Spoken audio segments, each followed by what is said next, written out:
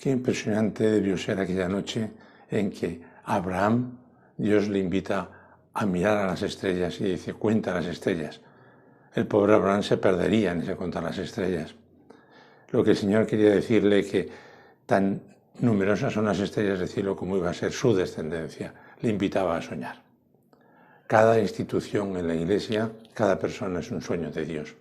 Hoy que celebramos el aniversario de la fundación del Opus Dei, el Opus Dei, como cualquier institución de la Iglesia, es un sueño de Dios. Y cada uno de nosotros también hemos de formar parte de ese sueño de Dios. Aprender a contemplar las estrellas hombro a hombro con Dios, a soñar a lo grande con el Señor.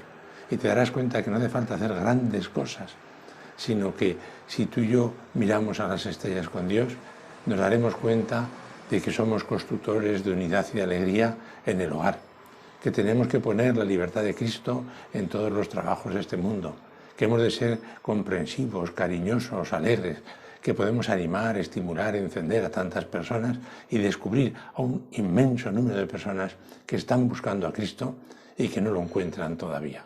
Qué panorama tan maravilloso tenemos por delante si soñamos con el Señor. El mismo soñar, dice el Papa Francisco, es oración. Por lo tanto, que tú y yo aprendamos a soñar con Dios, a rezar con Dios y a tener la certeza de que nuestra vida con Dios vale realmente la pena.